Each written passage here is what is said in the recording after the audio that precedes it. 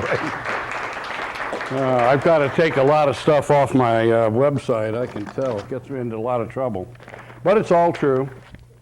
And therefore, what I'm going to be talking about today comes from many years' experience teaching future studies at the University of Hawaii, although actually they say the first regularly accredited course on the future was one that I offered at Virginia Tech in 1967.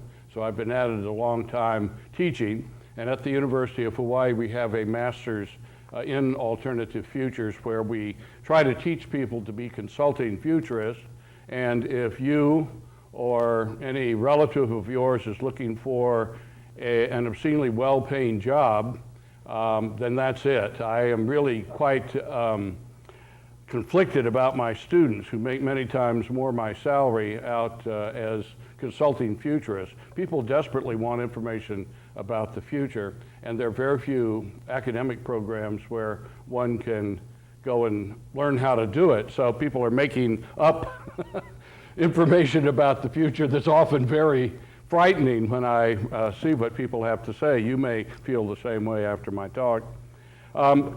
I also, one thing that wasn't mentioned somehow is that the Hawaii State Legislature in 1971 established at the University of Hawaii a Hawaii Research Center for Future Studies, and I've been director of that since that time. And we do a lot of consulting work with people in Hawaii and the Pacific Island region, but over the last 10 or 20 years, I've primarily worked with judiciaries all over the United States, indeed all over the world. I've worked with the Oregon judiciary for that matter. I'm not sure whether that's good or bad, but if you know Steve Ames, he is a person in Portland that I've been working with your judiciary here, and most recently working with judiciaries in the Asia-Pacific area, because for a variety of reasons it turns out that judges are able to take the future slightly more seriously than other people in the political and economic field. We can talk about that later if you want. And so some of my understanding that I'm going to share with you today about the future comes not only from my academic work teaching future studies, but from my consulting with a wide variety of people. And then, as Tim did say, I served for a number of years as Secretary General and then President of the World Future Studies Federation, which has a membership literally all over the world. And during that time, I had an extraordinary opportunity of visiting probably, I think, 35 or 40 different nations. And during the time that I was in the positions that he indicated in the World Future Studies Federation, especially in the 1980s, I spent most of my time in socialist countries because it just turned out that people there were using the future as a way of commenting on the present. They couldn't criticize the present, but they could bring in people like myself and affiliate with my with the Federation and make statements about the future safely. Turned out that many of the people that were members of the Federation became involved in the transformation of socialist societies. Sometimes I'm proud of them, sometimes I'm not very proud of them, but in any event, they use the future in order to change their own lives in their own countries. So what I'm going to say really comes from those academic, application, and many, many cultural perspectives. The future really looks differently from different parts of the world, different cultures, different languages. And so what I want to share with you today are some things on how to think usefully about the futures. And notice I say usefully, I don't say truthfully, I don't say accurately.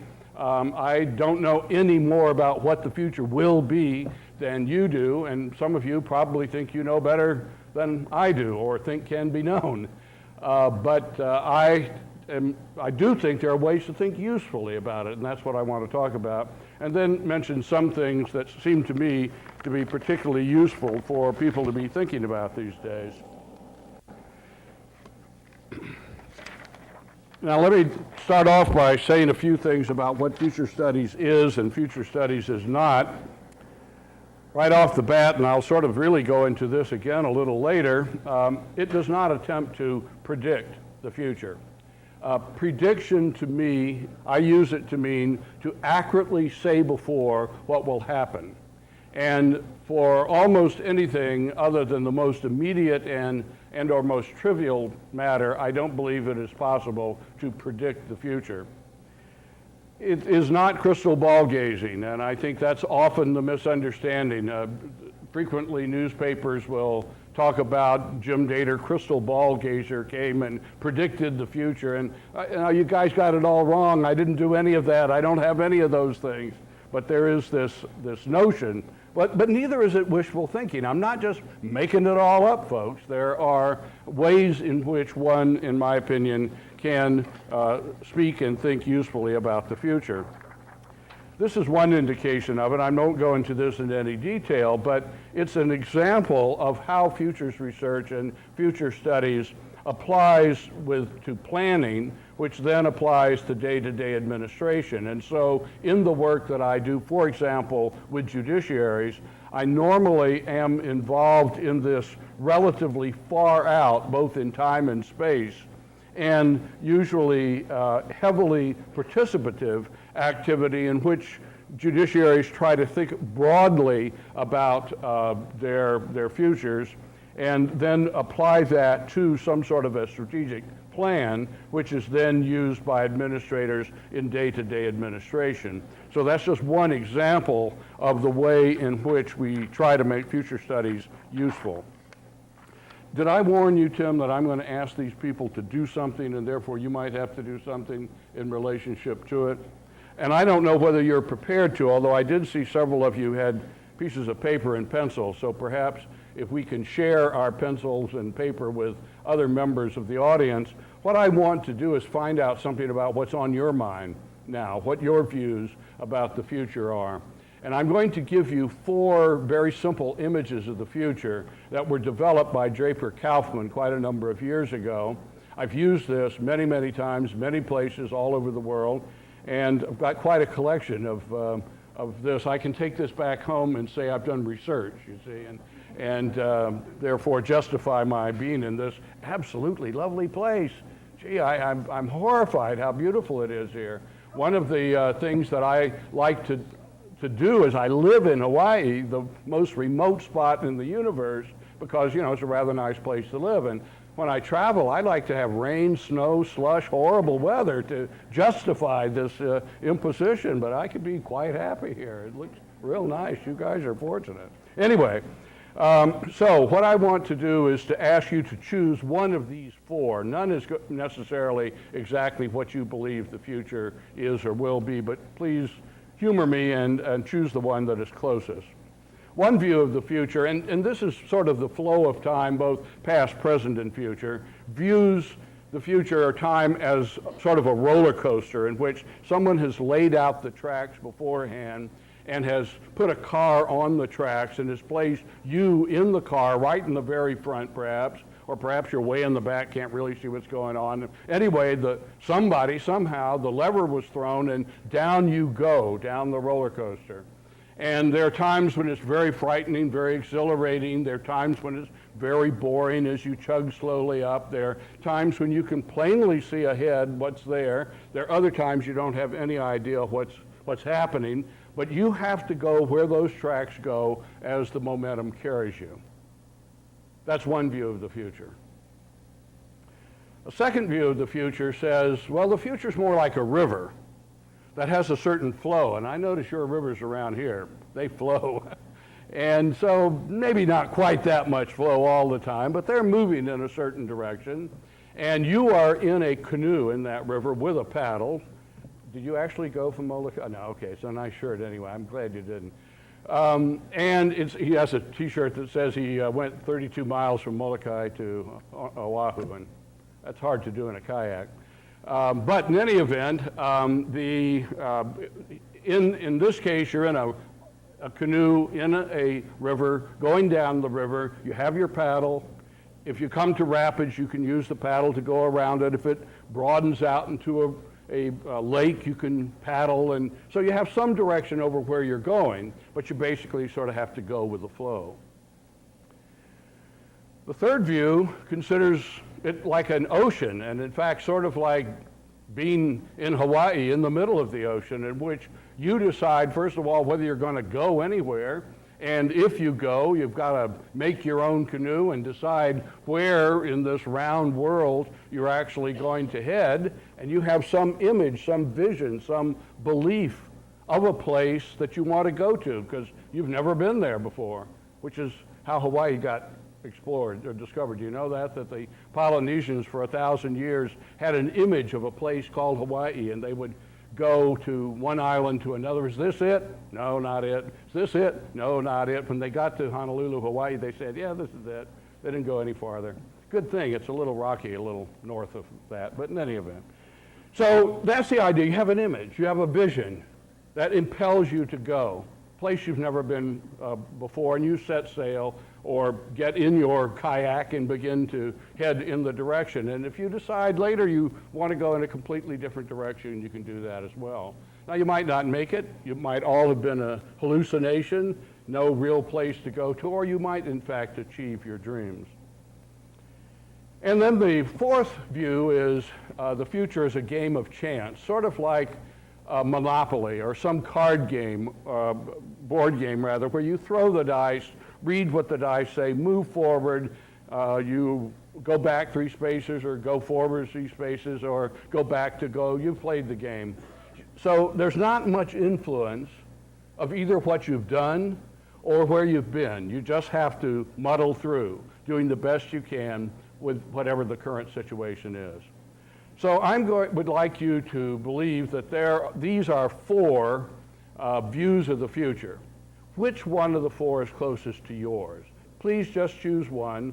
Whatever it means to you, don't worry about the fine details, and just write one of these 4 words down.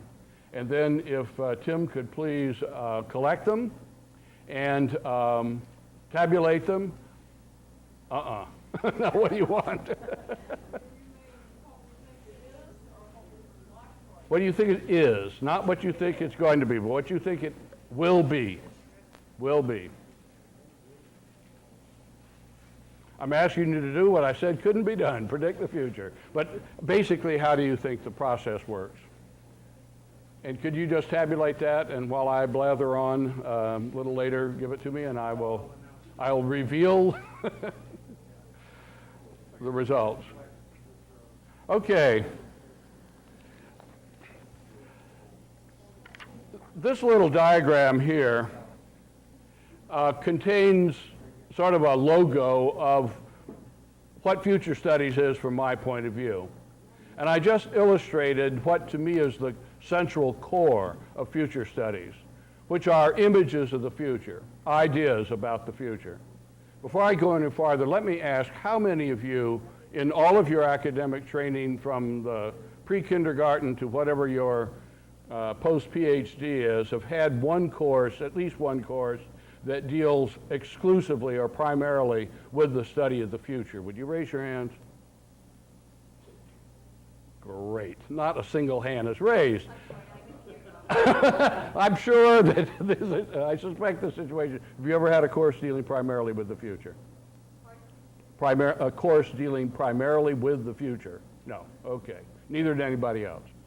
How many of you have ever had a course dealing primarily with the past, with history? Every hand goes up. Now, this is what really discourages me. I've been teaching future studies now for 35 or 40 years, as I just told you.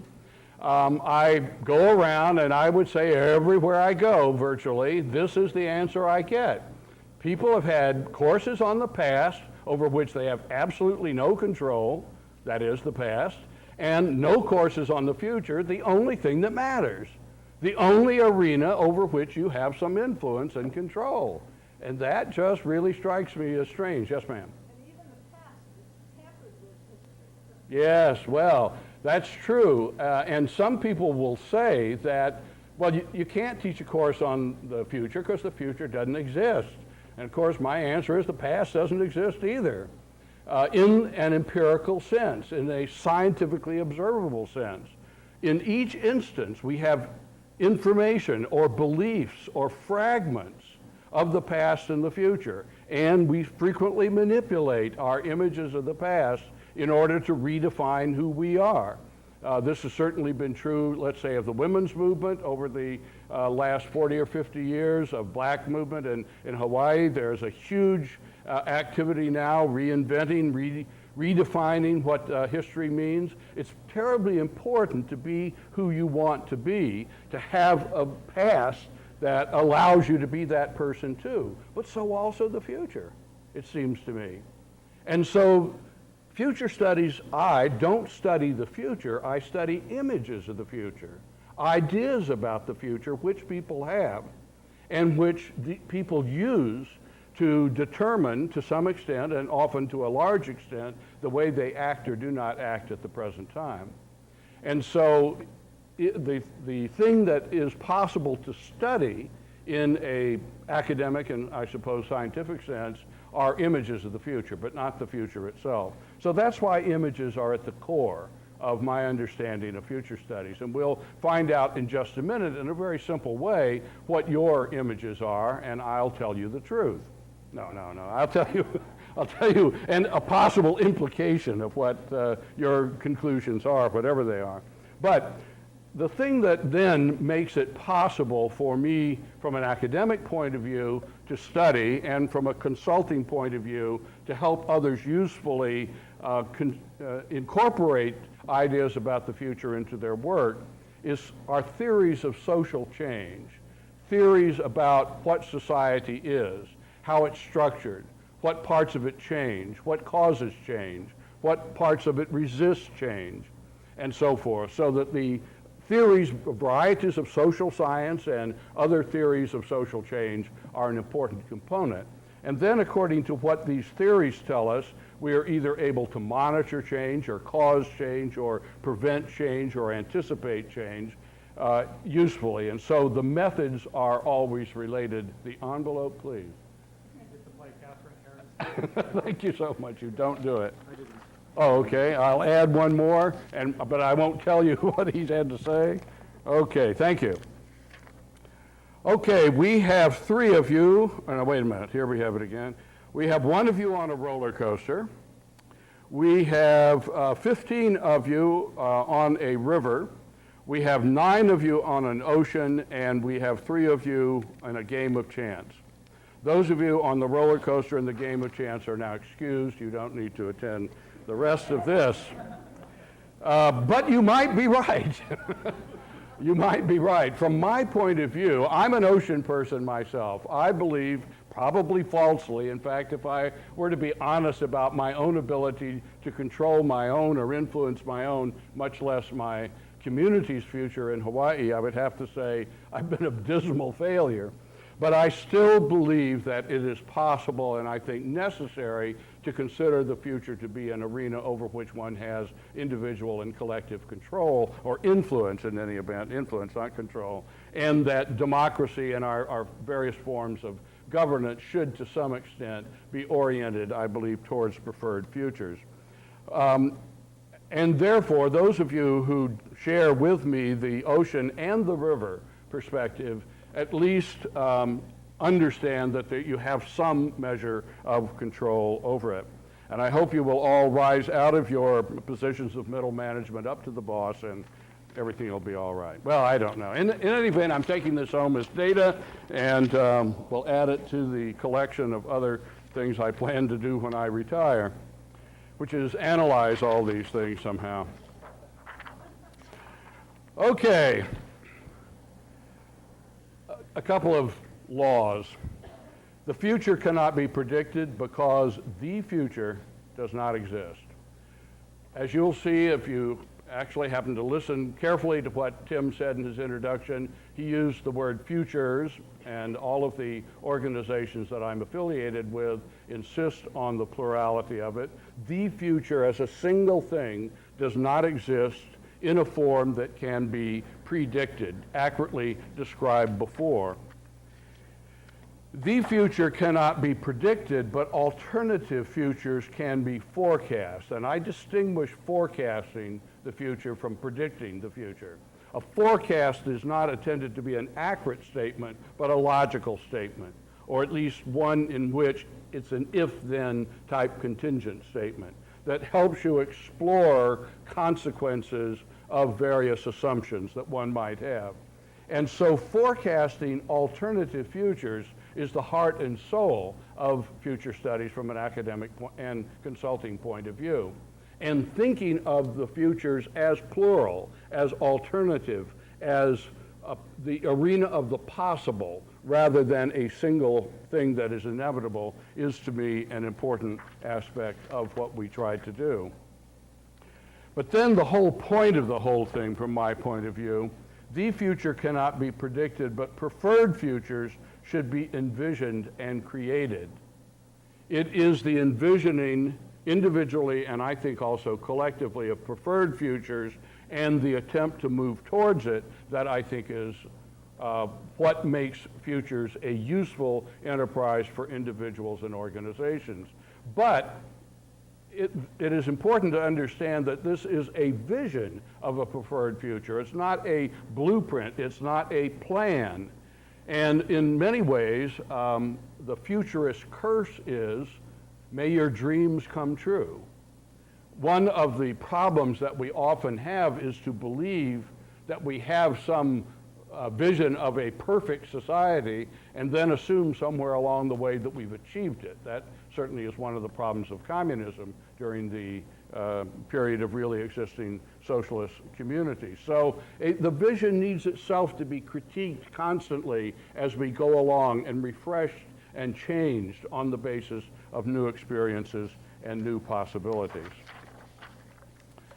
Now I'm going to ask you to think about something else, but I'm not going to ask you to tabulate this, but I'm going to ask you to assume with me that the futures has three components.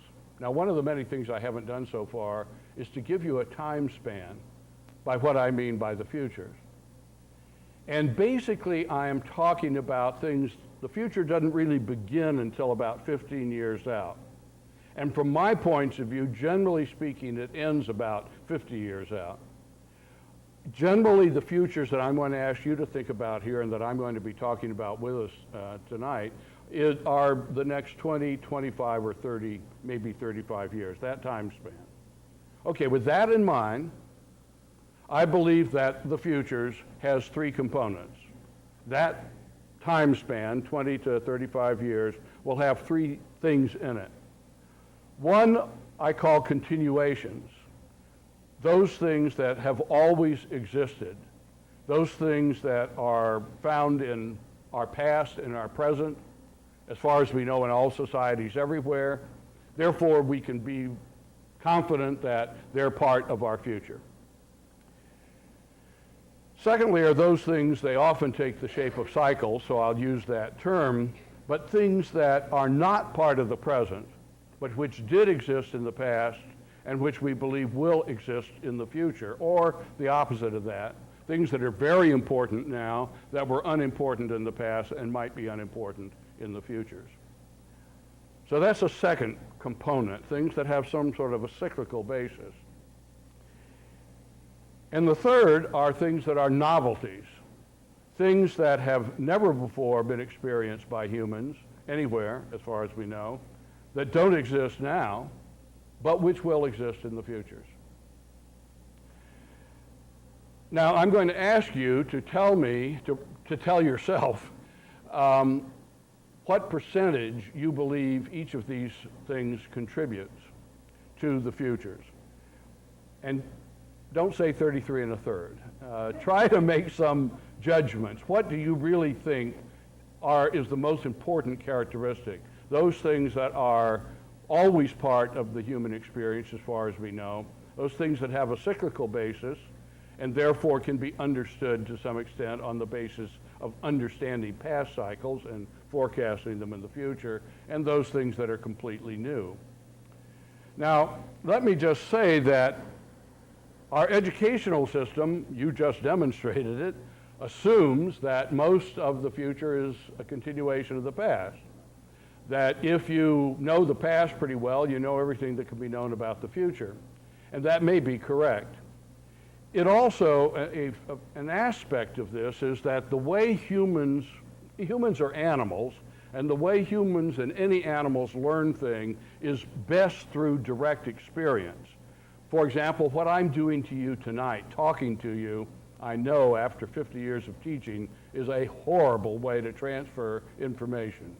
But the only way to really get you to understand anything is to have you do things, not for me to blabber at you. But Tim didn't pay me enough to do anything other, didn't pay me anything, to do anything other than to blab to you. So that's what you're going to get. But I know it's not a very effective way.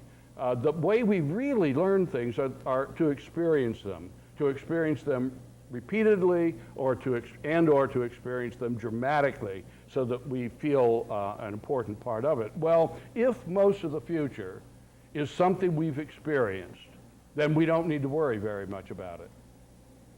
If most of the future, or an important part of the future, is cycles, then we have problems, because we have experienced the opposite, or at least something significantly different from what the future will actually be.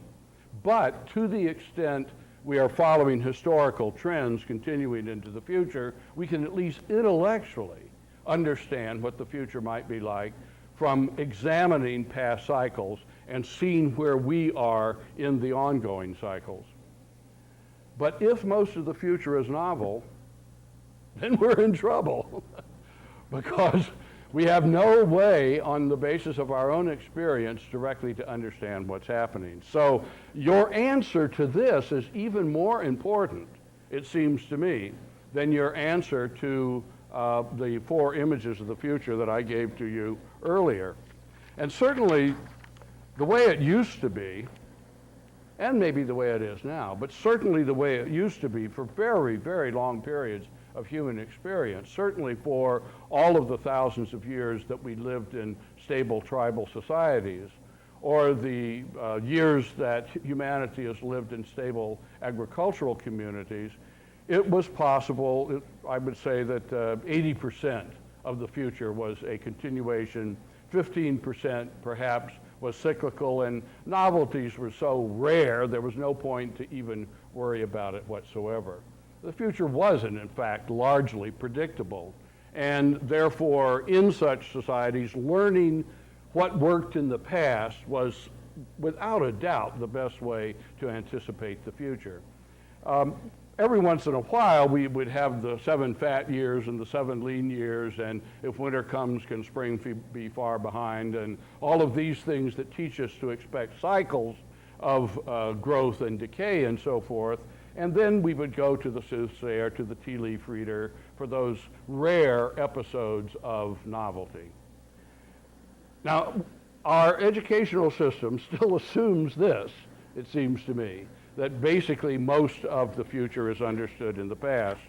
But my work, which I just described in future studies, says that it's the other way around. This is my view. I believe that most of the futures will be novelties, and I'll try to explain to you why I feel that way very briefly in just a few minutes. That very little of what we could consider to be certainties from the past can be assumed to exist into the future. Now, if this is correct, and this is my conclusion, I'm not telling you, I'm not revealing truth to you, I'm simply indicating my perspective, which you may or may not share. Right. If this is true, I've spent my life trying to figure out the answer to my question, and everything I see and do continues to reinforce this, then Dator's second law of the future is as follows. Any useful idea about the future should appear to be ridiculous. Now that's very, very important. As you listen to me tonight, those things that you agree with, forget.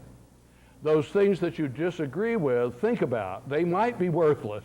They might be ridiculous. I don't say every ridiculous thing is useful.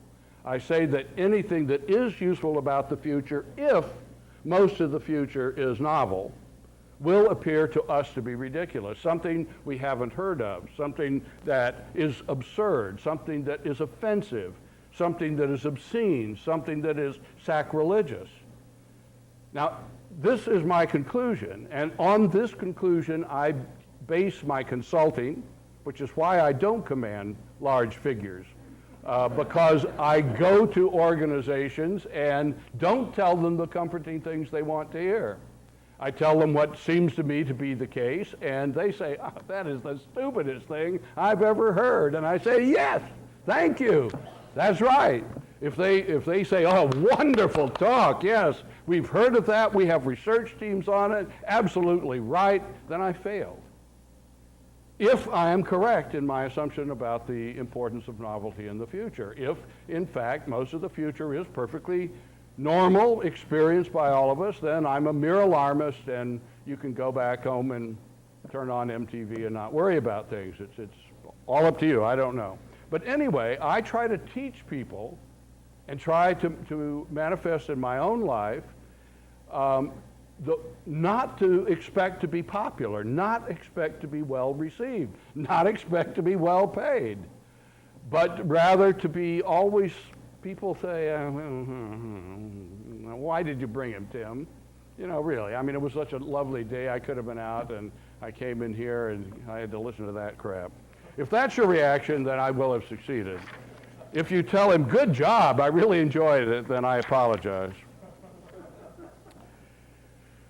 Okay, now, I can't go into, you wouldn't want me to go into a heavy-duty theory of social change, but I need to at least say a thing or two about my own assumptions, about where current institutions and current values come from, where our beliefs about who we are and what our place is, both our physical and social place, our sense of time, how it flows or doesn't flow, and our sense of what is real. All of these things, as I believe, are shaped by, first of all, our human biology and our biological evolution.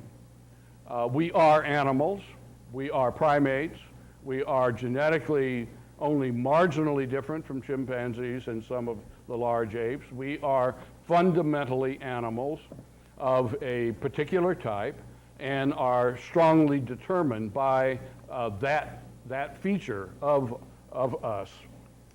We also are each in our own culture, and we tend to view the world and ourselves according to whatever culture we happen to be a part of.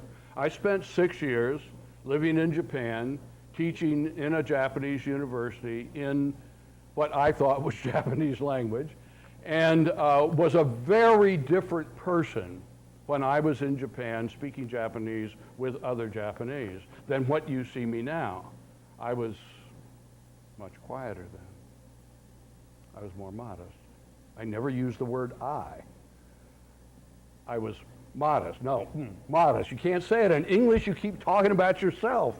In Japanese, you don't talk about yourself. Things sort of happen without any action causing them to happen and so forth. I was a very different person, and I discovered as I went around the world looking at the future from the point of view of those other cultures that the future is very strongly conditioned by one's culture and especially one's language. The third thing that controls all this is our surrounding environment. Certainly the so-called natural environment, of which there's very little left, and the built environment, such as this, and most of what used to be nature. But certainly we have evolved to live in certain environments. I grew up in Florida and have lived 35, 40 years in Hawaii. I have to tell you, I think snow is a huge mistake. In fact, winter is one of the biggest design goofs of all. I just don't see any necessity for it. And since there are these places in the world, and he showed me snow today. There is snow here. Can you imagine that? And I understand that you guys actually go out in it and do something called skiing. I mean, you want to go out in that stuff? I can't imagine it. Well, you can't imagine not doing it. Snow is very much a part of you. It's going to happen. You've adjusted to it. Me, I avoid it at all costs. Except, as I say every once in a while when I go on a trip, I love it if it's snowing and slushy and wretched, as long as I know I can get back on that airplane and go back to Honolulu. So we create our own values and preferences around the environment, natural and increasingly built environment that we're in. Now, the thing that I'm going to focus on today primarily, though, is our sense of who we are, and all this up here is also influenced by whatever past technologies shaped us and whatever present technologies shape us, the possibilities and limitations of these technologies. If any of these things change, then our sense of self, place, time, and reality changes. Our values change, and then ultimately our institutions change. And the primary thing that changes in our world today are technologies. And that's therefore the point that I'm going to be focusing on that explains the creation of so much novelty.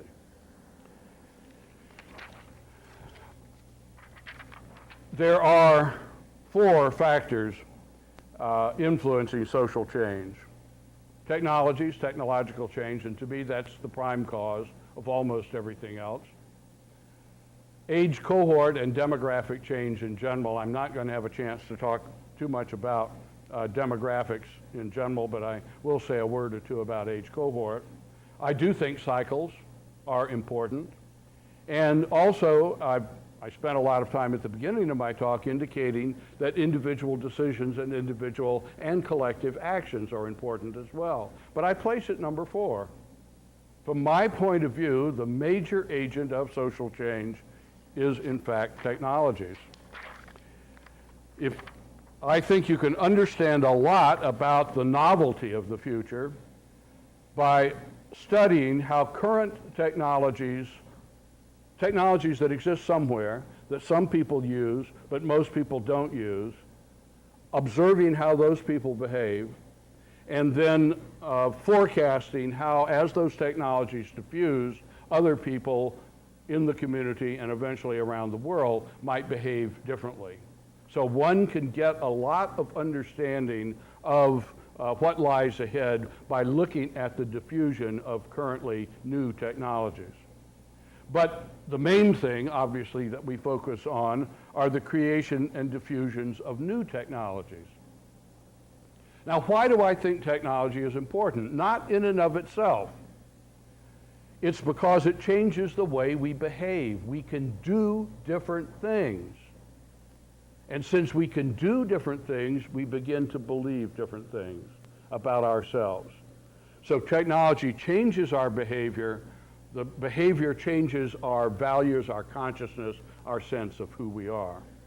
Again, an explanation of how that works is a major course, actually, but certainly a major component of my future course is trying to understand how technology serves as an agent of social change. But the bumper sticker summary of it from Marshall McLuhan, the Canadian futurist of media, we shape our tools, and thereafter our tools shape us.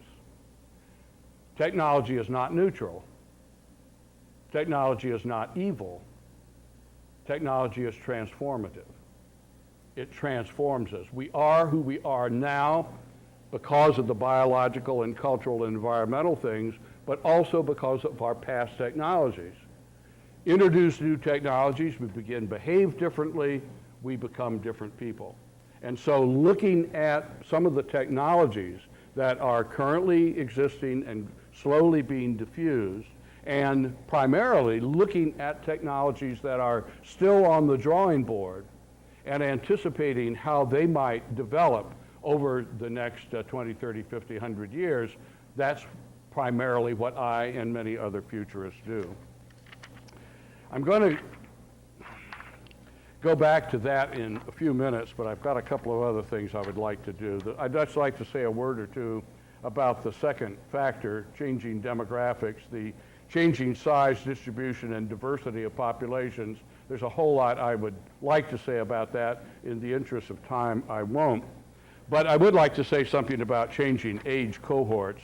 First of all, one reason I'm so optimistic is because of this. 100 years from now, all new people will be dead. Yes! say the younger generation, thank God, the old farts are gone. Now we have a chance to do something new. But boy, are there a lot of old farts around preventing change at the present time. But hang in there, we'll all be gone.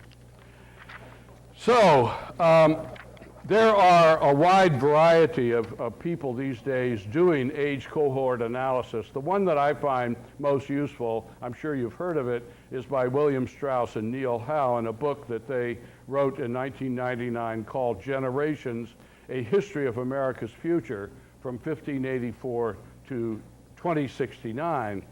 And in that, they concluded that there are 4 successive generations of Americans from that period, certainly up to the present, that inevitably move through American society. They've taken this, by the way, and applied it in many countries around the world. Check out their website, and they've got some pretty impressive evidence that something like this seems to work everywhere. The details, of course, are country and cultural specific.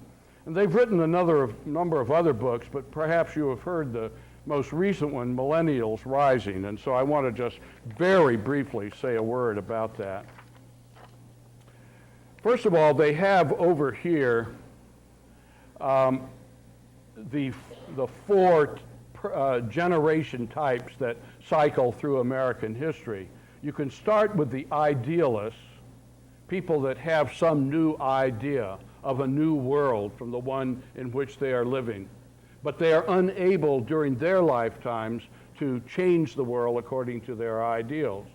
The second generation after them are reactives, reacting both to that ideal and going back a generation or two to other earlier ideals.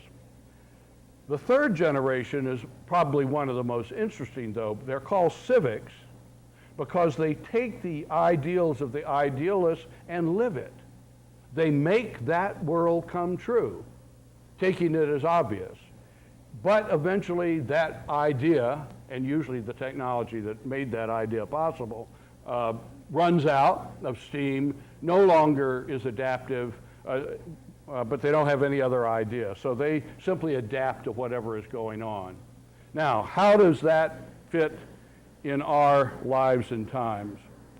The date here is where the first began, and by definition, where the last ends. And the generation that defined post-World War II America, the GIs who grew up in the Depression, went off and fought the war, came back with the can-do attitude, established the U.S. as the #1 nation in the world, were civics, carrying out, by the way, the 19th century ideal of imperialism, which resulted in missionary expansion and so forth at that time. But they were really able to do it on a grand scale after the Second World War.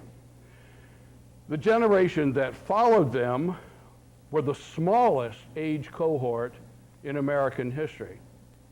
They're called the silent generation for a variety of reasons. One is because there weren't many of them, and second, because they were cowed into silence by the GIs on the one hand and the generation that follows them on the other. I am a member of the silent generation, but I'm not very silent, as you've noticed, but I am sort of characteristic of it in many ways. I was born in 1933, which was the smallest age cohort ever in American history. I was viewed as a tragedy.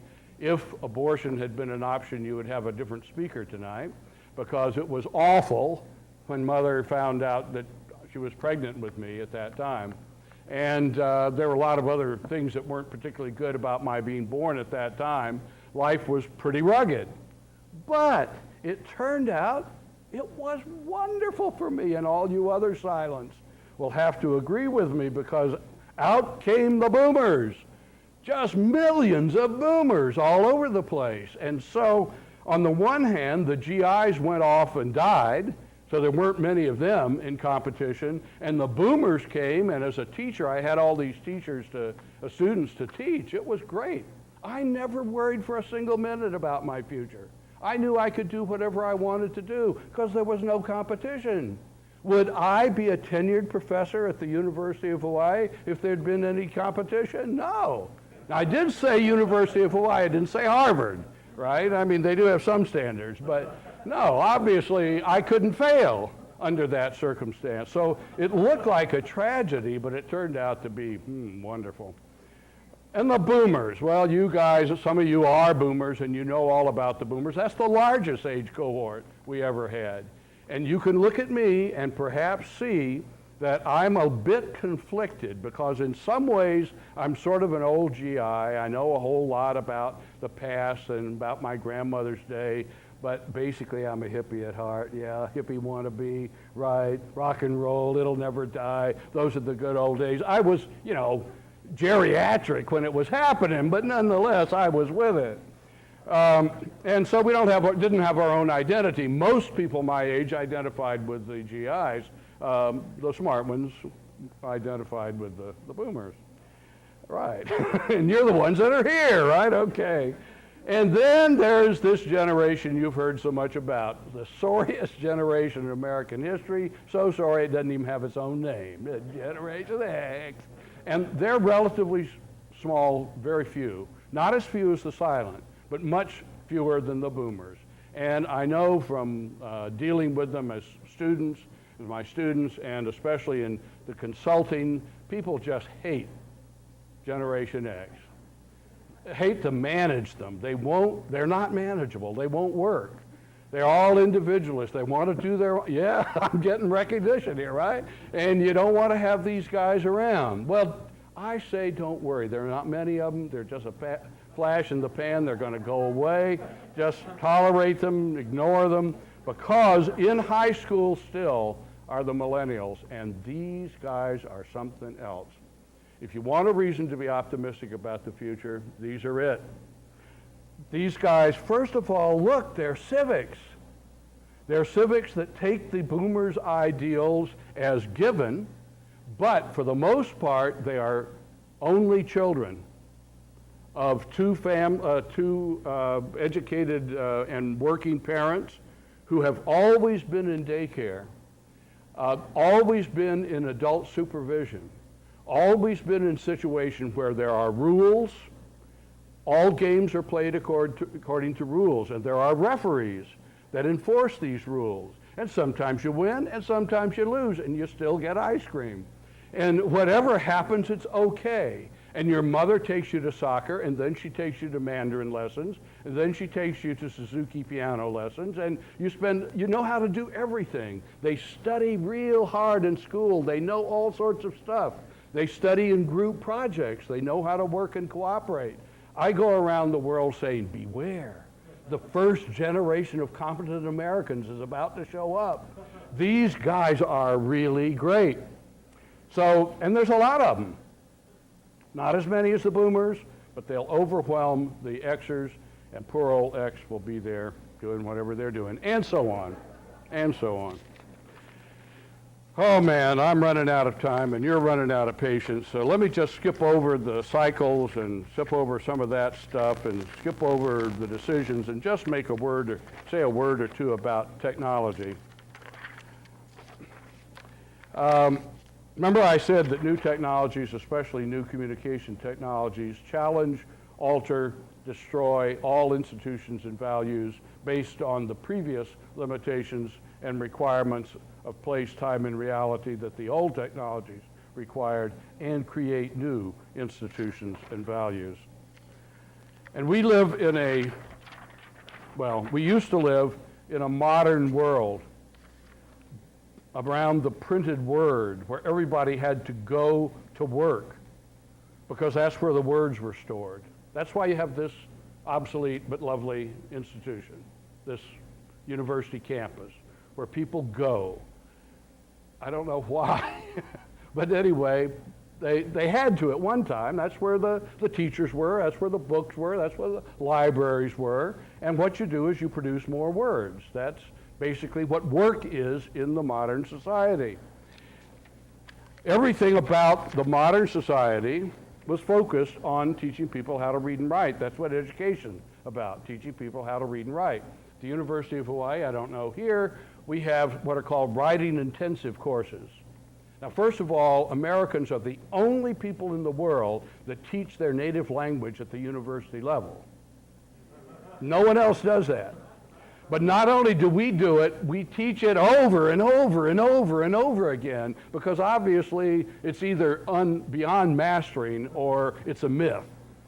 And I'm afraid that's what it is. But anyway, we revere the word and learning how to read and write. Government rules by written words. If you don't have written words, forget it. Managers manage by written words. Show me that it's in the contract, then I got to do it. If it's not there, forget it. Courts that I work with, courts are judged by the most sacred words in the world, the U.S. Constitution. I dare not say it, because those words are so holy, written by God herself, and interpreted by the Supremes. Oh, those most noble of all humans that get to interpret in utter gibberish the words of this sacred Constitution. Well, anyway, we are really word mongers, word bounds, but soon it's going to be tele-everything. Telework, tele-education, tele-shopping, tele-justice, tele-government, you name it. It's all vanishing, but we still, especially here in academia, I'm talking to you, right? You're not, even though it's being televised, no one ever will watch that television. I can guarantee it'll go up on some shelf, never to be seen again. This has lots of consequences. Self, time, reality, authority. I don't have a chance to go through all of them. Just one. A definition of time is, it's what keeps everything from happening all at once. The internet has destroyed that. Everything happens all at once. Now, I've been here maybe an hour, and altogether an hour and a half with you, and I haven't been on email that time. And I don't know about you, but I can barely stand it. Yeah, right. See, now some of you guys got Palm Pilots and have probably been checking your email on your own, but I haven't. And if I'm not checking my email, something's happening. All of my students are online. All of my friends are online. If I had stocks, I'd be buying them online. If I were in business, I'd have to be knowing what's happening, because it's happening all over the world. Capitalism, like rust, never sleeps. It's a year-round commodity, 24 hours a day. The 8-hour day is over. Time is no longer of consequence. Very quickly moving on. The second technology that I think is important for us is biology.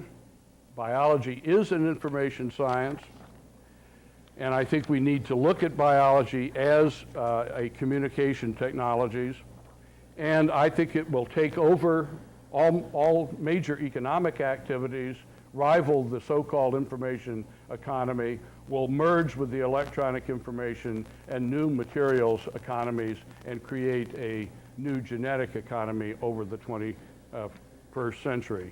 The recent completion or declaration of completion of the Human Genome Project and all the subsequent research going on, that's the thing, more than anything, that's creating novelty. I think it will have more impact on the futures of humans and Earth of any other discovery that we have had, because we will be able to transform everything: food, plants and animals, all of life, nature itself, even what it means to be human. I'm going to have to move over some of the ways in which I think the genetic engineering and genetic manipulation is important, but just give you a bumper sticker statement that mothers were an invention of necessity. Back in the old days, if you wanted to reproduce, some of you probably heard of, maybe even do it, I don't know, the old-fashioned way of reproduction. I think that is over. And that we now have mothers. We used to talk about something as being a motherhood issue. Speak for myself. Now sex is something else. That has a bright future, but mainly with virtual reality. You don't want to actually involve yourself with another human being. But anyway, as far as reproduction is concerned, I don't think that has a very bright future. Now, one of the persons that has put all of what I've mentioned together very briefly into a very convincing text and I believe it's one that Tim uses in some of his classes, is Susantha Gunatilake. Susantha is a male, by the way, in spite of what you might think the name is. He's from Sri Lanka, and he's written a book called Merged Evolution, The Long-Term Implications of Biotechnology and Information Technology. And let me just characterize some of the things that he says about it, because I think his perspective is pretty important. He says that three lineages have been particularly important in shaping us and where we are today. The one is the one I've already mentioned, our biological evolution. We are the product of billions of years of natural evolution, and our own shape has, ever since Homo sapiens emerged several tens of thousands of years ago, we are basically the same. Not very much change from that point. Now, we've changed the Earth a lot, but there's not been much if any, biological change in us all of that time. Human cultures that I mentioned again as a major force in continuity and change obviously have been around for tens of thousands of years as well, but their change has normally been so slow that people in cultures don't notice that they change. It's only recently that cultures have changed or cultures have clashed, and we've been able to observe this change, that we understand, in fact, that cultures change as well, but slowly. However, technologies, especially our communication technologies, have changed very rapidly from oral societies to writing to printing to electronic and many other technologies, and we are now in a situation of perpetual and rapid change. So these three lineages, biological evolution, cultural evolution, and technological evolution, Gunatilake says, are merging into a single force. Human cultures are merging with genetically engineered life. Human cultures are merging with artificial intelligence. I haven't even mentioned artificial intelligence until this point, but I see it as a tremendously important development if it hasn't happened already. I have a friend who works in artificial intelligence who says artificial intelligence is whatever machines can't do yet, arguing that many things that machines do now, a lot of the thinking that machines do for us now, 20 years ago was called artificial intelligence. Now that they do it, okay, they do it. They regulate the pressure in our tires, for example, or they take care of our airline reservations, or they fly our planes and land them, and so forth. So artificial intelligence, I think, is tremendously important. Genetically engineered life is as well. And then the merger of non-life and life, so that it will be impossible clearly to distinguish living from non-living things over the 21st century and beyond, all merging into one, Gunatilake says. And so at least the one that we've always been able to count on as unchanging, biology, is now just another technology.